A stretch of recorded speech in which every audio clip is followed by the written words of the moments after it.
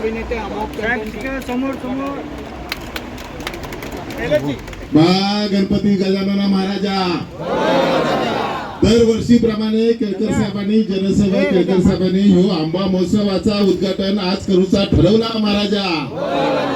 या महोत्सवासाठी कणकवलीतना रत्नागिरीतना मालवणातना देवगडातना सगळे आपले आंबे उत्पादक आंबे घेऊन येत महाराजा। त्यांचं या 10 दिवसात चांगलं धंदो होऊ दे महाराजा आणि त्याच्यातून चांगलं पैसे मिळाले महाराजा। आणि ह्या सगळ्या कार्यक्रमात हजेरी लावणाऱ्या सगळ्यांना चांगली बुद्धी देऊन ह्या आंबा महोत्सवात प्रत्येकाने 2-2, 4-4 डझन आंबे घेऊची बुद्धी दे रे महाराजा। आणि अशाच प्रकारे दरवर्षी मालवणी आंबा महोत्सव साजरा करून आमच्या कोकणातल्या सगळ्या आंबा उत्पादक शेतकऱ्यांना ह्या माध्यमातून पैसे मिळवण्याची संधी देतात। म्हणून केळकर साहेबांचं आभार मानून तेव्हा महाराजा त्यांना चांगला याच्या पुढे या सगळ्या ह्याचा चांगलं आयुष्य आरोग्य चांगल्या पद्धतीने लाभू दे रे महाराजा। आणि या माध्यमातून त्यांच्या सगळ्या इच्छा जो काय असतील तो पुढच्या 2-4 वर्षात पूर्ण होऊ दे रे महाराजा।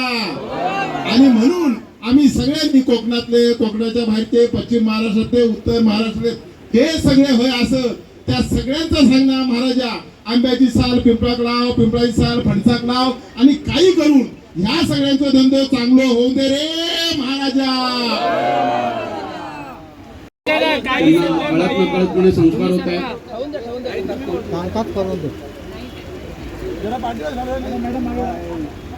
अगदी व्यवस्थितपणे त्या पूजन करतायत। निश्चित रूपात आपल्या टाळ्या किंवा असणार आणि त्या पद्धतीने त्या बरोबर करतायत। फुलवा फुलं एक फुलवा सगळ्यांना।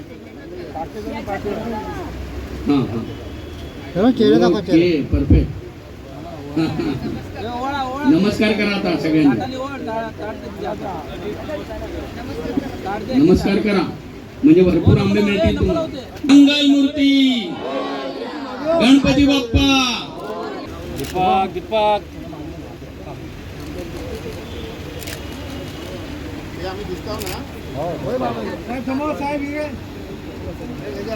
इलो फोटो इलो एक मिनिट साहेब आगे घे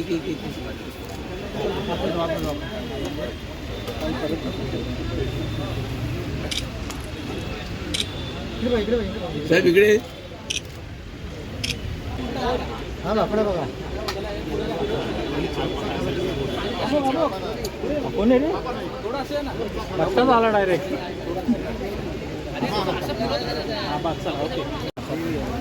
तेच मध्ये फरक पडेल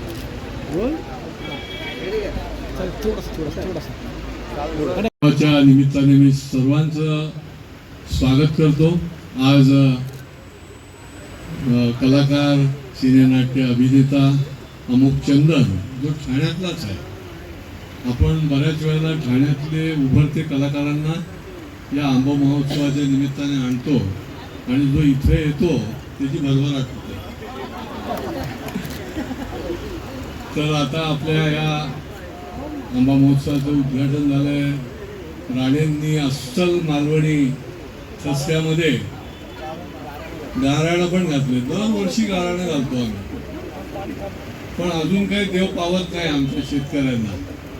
15%च उत्पादन आलंय परंतु आंबा उत्पादक शेतकरी आमचे तरी देखील जो आपला आंबा आहे तो घेऊन आलेला आहे। या आंबा महोत्सवाला ही चळवळच आहे, ही मुवमेंट आहे की ग्राहक आणि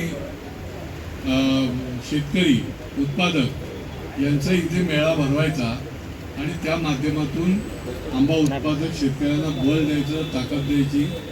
आणि हे आता 19 वर्ष बघता बघता झाली, आम्हालाही कधी कळलं नाही। 2005 साली आम्ही चालू केलं होतं। माननीय विनोदजी तावडे हे त्यावेळेला कोकण विकास प्रतिष्ठानचे अध्यक्ष होते आणि आम्ही या ठिकाणी चालू केलं। आता राजेंद्र तावडे आहेत, कुठे गेले? मागे माझ्या मागे उभे आहेत ते। तर त्या माध्यमातून काही ठिकाणी मुंबईलाही अशा प्रकारचा आंबा महोत्सव घेतला जातो।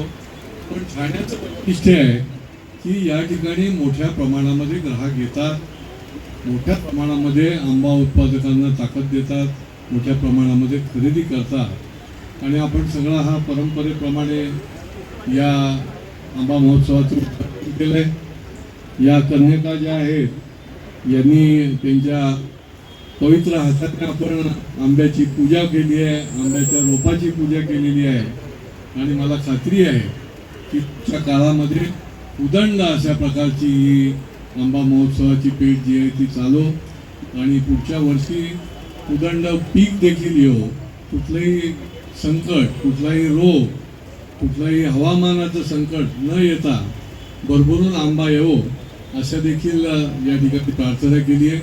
मी ठाणेकरांना आवाहन करेन की आपण नेहमीच या चळवळीला विश्वास दाखवलेला आहे आणि त्याच्यामुळेच या ठिकाणी आंबा उत्पादक देखील येण्यासाठी उत्सुक आहे आणि उत्सुक असतो आणि त्याच प्रमाणामध्ये त्याच्या 10व्या दिवशी त्याच्या चेहऱ्यावर जो आहे तो आनंद बघायला आम्हाला देखील मिळतो आणि त्या पद्धतीने आपण या ठिकाणी भरभरून यावं. आज आमचे नवनिर्वाचित जे नगरसेवक आहेत, नगरसेविका आहेत, या देखील या ठिकाणी आलेल्या आहेत. त्यांचं देखील मी या आंबा महोत्सवाच्या निमित्ताने स्वागत करतो आणि माझे दोन उपस्थित सर्व मान्यवरांना माझा नमस्कार. 19 वर्ष सातत्याने एखादा कार्यक्रम, एखादा उपक्रम चालू ठेवणं हे काही फार म्हणजे मेहनत आणि तुम्हा सर्वांचा पाठिंबा या सगळ्या गोष्टी लागतात आणि खऱ्या अर्थानं श्री केळकर साहेब हे जनसेवक आहेत. यामध्ये म्हणजे कोणी काही यामध्ये वाद नाहीच आहे आणि मला खरंच मनापासून त्यांचे आभार मानायचे.